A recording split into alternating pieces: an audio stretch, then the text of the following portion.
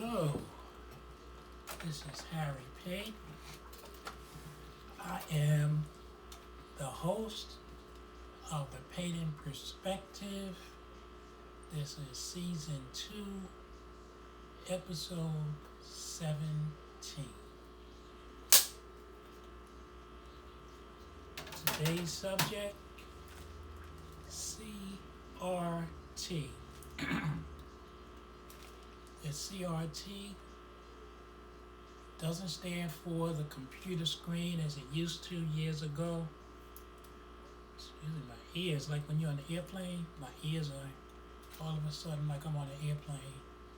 A lot of reverberation, I can hear it, but that's okay. I'll troop through this. CRT nowadays stands for critical race theory. Critical race theory. It is something that has been in the public, in the news a little bit. It's not in the regular nightly news. You would more so see it on a report, 60 Minutes, 2020, other news magazines, certainly on CNN. So that's why I'm bringing it to you, because it's something that you should know. You should know what CRT, critical race theory, deals with, and why many in this country are in an uproar over the subject of critical race theory. Okay, so the first question would be, what is critical race theory? Critical race theory centers, its main gist of what CRT means, on the idea that racism is systematic in the nation's institution, now specifically the good old US of A, and that these institutions function to maintain the dominance of white people in society. Now, breaking that down, school systems, there's a lot of racism in school systems. Some school systems, back via the Brown versus the Board of Education, that was all about unequal education. Many of the urban schools have inferior buildings, inferior material, sometimes inferior instructors, whereas those in the suburbs have just the opposite. That's all patterns on racism.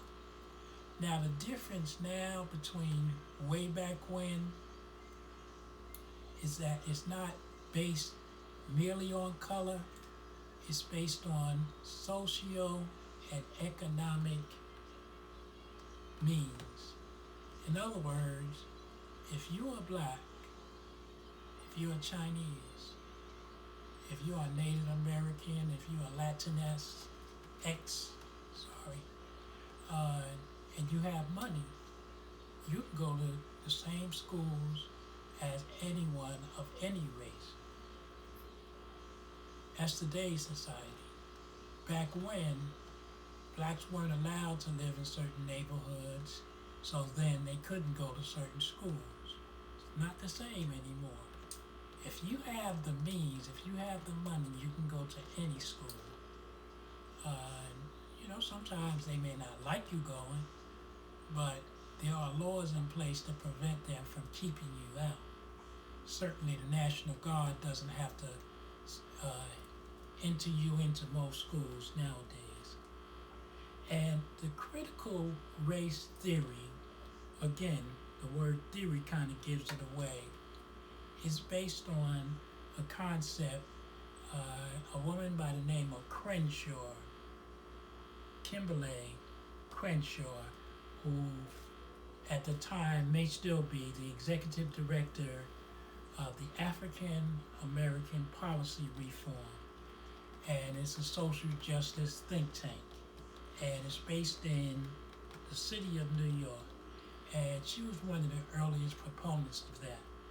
And basically what all the brouhaha, what all the dispute is about, is that now people like Miss Crenshaw think that America's schools should teach critical race theory. Ha ha! Oh boy, did she face, and those who believe in this face a real backlash, because America, and let's be real, white America hardly acknowledges that racism exists. You speak to the average white person and you say, I face racism every day. Not today. Racism. No one's being racist. No, my God, how could you say that? The United States is the greatest place in the world. Well, if you're white, you don't experience that same racism. But being a darker skinned brother, I face racism a lot. But see, I have all the tools to deal with racism. I'm super intelligent. So when someone tries to be racist to me, I know what to say, I know how to say it, and I know how to deal with it. I've written so many letters to so many corporations, to so many politicians, to so many persons, just to tell someone that the way I was treated, I didn't like it, and I wouldn't dare do business with your establishment again. I've gotten gifts in the mail. I've gotten major apologies, because when you know how to do, see, I'm not a shouter, I'm not a hollerer. Why are you treating me this? I don't care why you treat me this way. I mainly get offended because you dare treat me this way. The why I already know. So why am I going to sit and debate with you as to why you're treating me there? That's what critical race theory is all about. That one race is superior to the other, and one race, if I and a person who happens to be white were standing side by side in America, that white person should be ahead of me. Oh, it's not spoken out loud, but it is the way it is. It's that way in the criminal justice system. It's that way in the job market. It's that way in supermarkets. Remember when Oprah went to that fancy store and wanted to spend her big time money in that fancy store, and they told her she wasn't welcome there because they didn't recognize that she was Oprah Winfrey. Love her.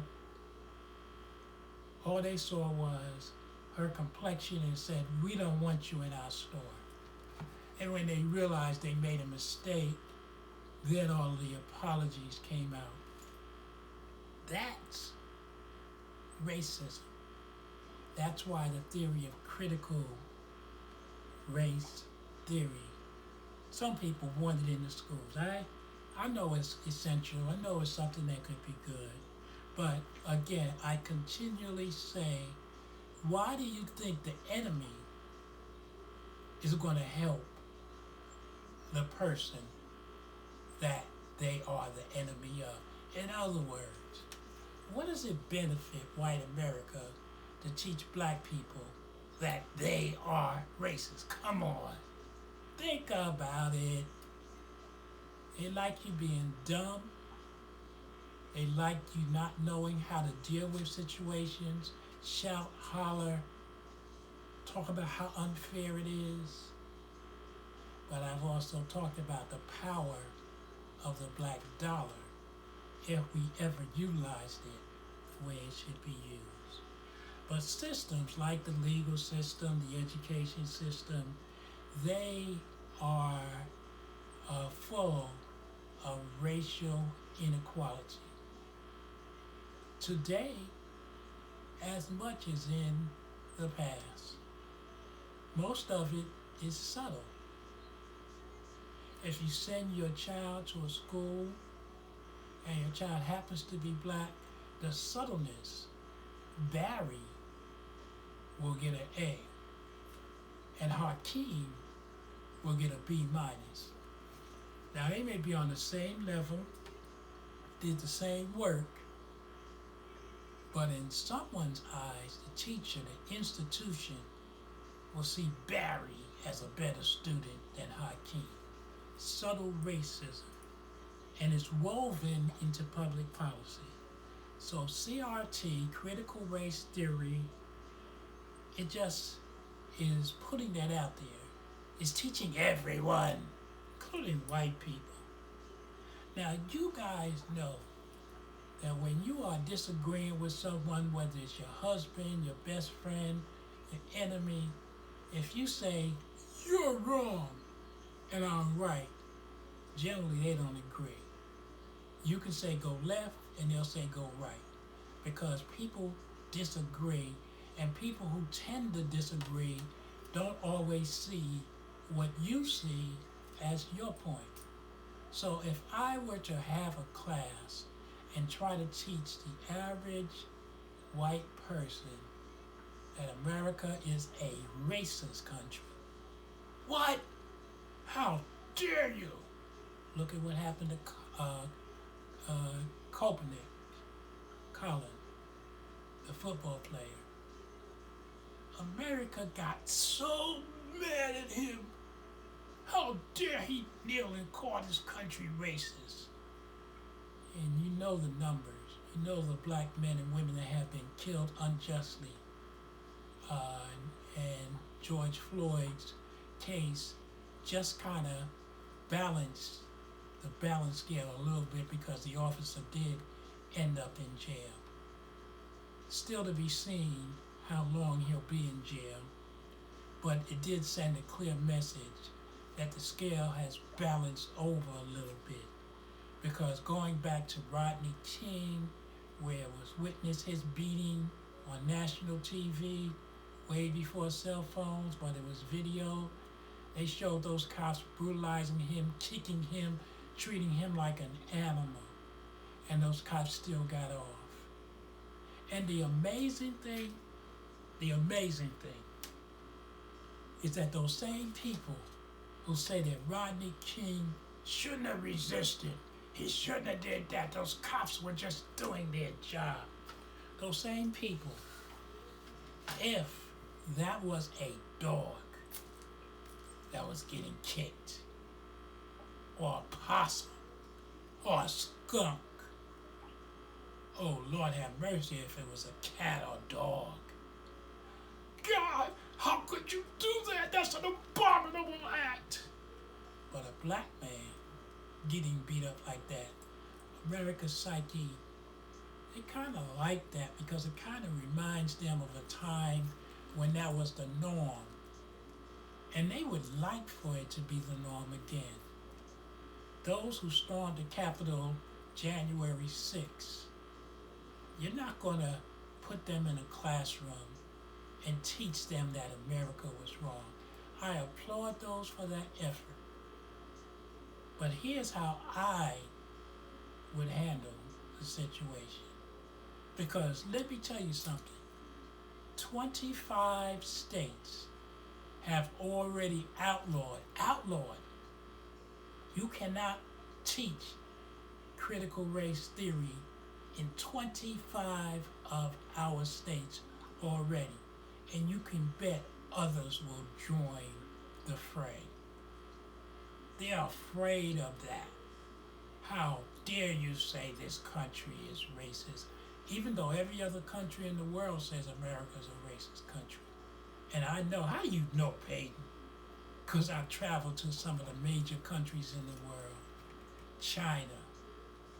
Paden, why does America treat your people like that? Russia. Paden, why does America treat your people like that? So everybody knows it, but those in America that need to know it don't know it. Now here's how my little old theory, because I'm just a person of some education.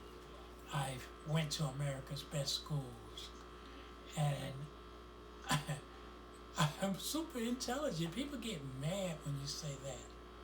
But if I was Tom Cruise, oh, Tom Cruise, yeah, he is intelligent. He's so cute. But when Harry Paden says, how dare he say that? Who does he think he is? I'm an intelligent young man. Well, okay, let's go off that young thing.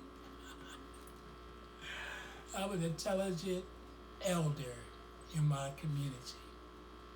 And I know what I know. And I put my education against anyone. Wally Wall Street, certainly Donald Trump. Just saying that name makes me cringe.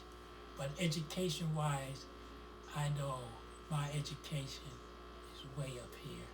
So the education that I have says that I'm not going to depend on others that already don't like me to all of a sudden get taught how to like me. I can't depend on that. What I do is arm myself with the tools that I need to know how powerful I am. I come from kings and queens, not savages. We didn't have little bones in our noses as America depicted it. Our history is rich. The medicine that Hippocrates, the so-called father of medicine, studied, he got that from Imhotep, an Egyptian. Egypt is in Africa. An Egyptian, ancient, who had medicines, and they studied under his feet. They came back and used those theories to say, this is what I think. So doctors take the Hippocratic oath. They should be taking the Imhotep. Look it up. But getting back to the subject, this is a book that I wrote. I'm not trying to promote my book. My book has information that every person of color and person who is not of color that wants to know the facts should know. And it's simply entitled, Now You Tell Me. History/facts not taught in American schools. So you guys sit around and wait for America to give you critical race theory in your children's school. Keep waiting. Keep waiting. There are books like this that will give you the correct history. One thing I'm proud of in my book, I have a bibliography in this book, and this bibliography is a who's who of books where you can learn the truth about history. One is African People in World History and African World Revolution. That's by Dr. John Hendrick Clark, noted historian. Another book, Africa is Not a Country, It's a Continent, by Dr. Arthur Lewin. Pre-Colonial Black Africa, by Chet Anta Diop. Awakening Giant Africa, by Charles Nova. Black Dollars Matter, the sales impact of black consumers rather. That's a Nielsen report. Nielsen, the same ones that rate shows, they gave a report. The Harvest Institute, another think tank. Black Buying Power Surveys. There's a book on Black Wall Street. There are so many books that you can have. You should have all these books in your library. I didn't go to Google and look up these books. These are what I base my history off of. And this is why I was able to write this book, because the history is already there. So if you depend on America to teach you that America is a country based on racism, you'll be waiting a long time. America's not going to do that. America has blinders on. Everything is good. Golly gee. Don't they realize, how can they be so unappreciative?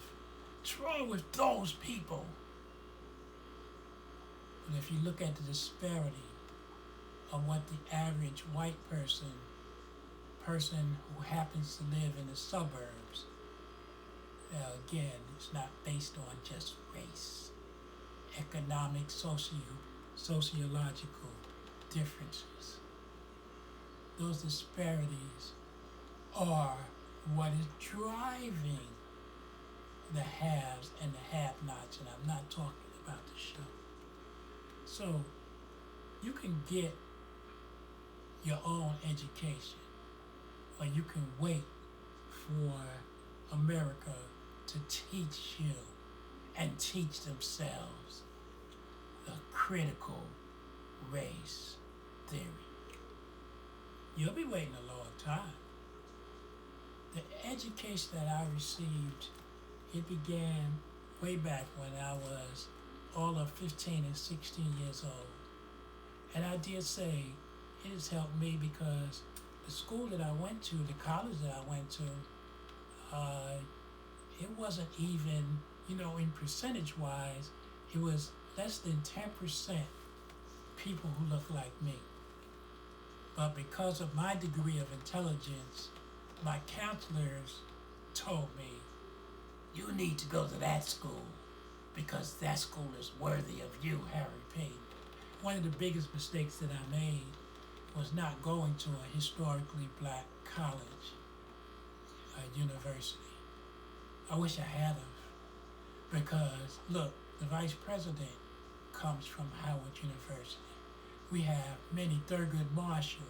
We have many of the greatest minds in the world that were educated and trained in historically black colleges and universities. But my counselors back in the time that I went to school convinced me, Harry, you're too smart to go to one of those schools. You're going to cheapen your education. No one's going to hire you. Well, American University, Princeton University certainly afforded me some great education. But what they didn't afford me was the cultural knowledge that I needed. Thank God I did that on my own. And I implore you, don't wait for America to start putting critical race theory in her schools. It's not going to happen. It's just not going to happen. I remember when I was on the Board of Education and I looked at the exam that was needed to pass that out of the 12th grade, there was not one black history question in the history part of that test. In the district that I served was 97% African American. How could that be? How could that? Are we not a part of history? Not one. And when I pointed it out to people, they said, okay, we're going to look into that and we're going to fix it. I dare say that if I got a copy of that test for the 12th grade, it would still not be questions germane to the 97% of the race of the district. That's not white people's fault. It's not. They're doing what they're supposed to do. They want to be the strong ones, on top. and we allow them to do it because we don't educate ourselves. Sometimes I laugh because it's almost as if people think they're hurting me by not supporting my book. My book sales are great. This is a big country. There are educated people who are buying this book. There are people who are buying this book. I have the sales receipts for it. I don't have to go and say, buy my book, and sit out in a chair and hawk books at events and stuff like that. I'm sorry. This is knowledge. This is power. If you don't want it, can't help you. Some of the subjects, I tell the truth about Native Americans. So this is not just a black-white thing. I tell the truth about Africa. I tell the truth about black buying power, Black Wall Street. I have 3 chapters on black history, black on black crime. What's that? What's up with that? I think that's how I put it. We can't even address that. We got to put it out there that some of them knuckleheads need to be in jail for the rest of their lives. Some of them knuckleheads need to be put to death. That's Harry Paden speaking.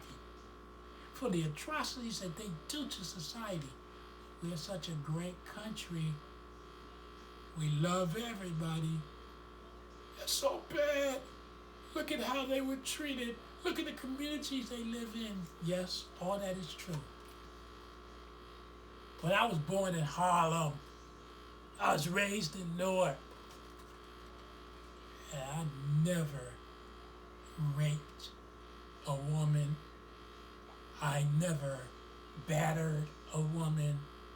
I never robbed an elderly person. I never stuck up a bank or none of those other atrocities. I don't sell drugs. So how come Harry escaped it? We need to do better. Critical race theory is a great theory. On concept, on paper, I wish I could zap all those people out there with prejudice. Zoom! Like Bewitched. You are no longer racist and you will treat all people with dignity and respect. Zap! Not gonna waste my time. I, Harry Paden, wish that we would recognize the power that we hold. I wish that we would do the right thing and stop trying to emulate the enemy. We get politicians in office and they want to bribe, steal, and then they go to jail.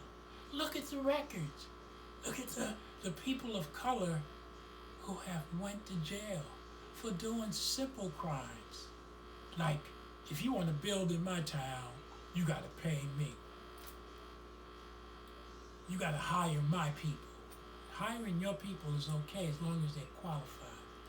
But hiring them because they didn't get an education and they happen to be your son, daughter, niece, cousin, it's not always the right thing to do. Well, they do it. We have to do better. That's just me speaking. I know, I don't know anything. But that's the Paden perspective today. Critical race theory. It's a good theory. But it will never filter down to your children. There's nothing like hard work. Get your children a Black History library. And I'm not just talking about black people. Those fear, which there are a lot of them. Fear white people, fear other people of other colors, other races, other cultures. Learn about each other. I know as much about other races as, I guess, almost anybody. The Irish, the Spanish, the Polish. I have books. I talk to people of those ethnicities because I want to know what drives you.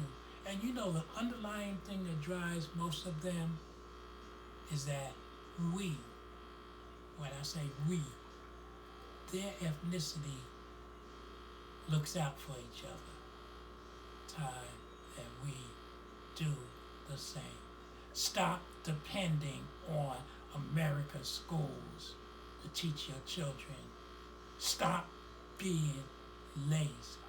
It's time you learn what you need to know about your history, about our contributions to the world. It's time you learned it so you can teach it to your children. And they can teach it to their teachers. God bless you.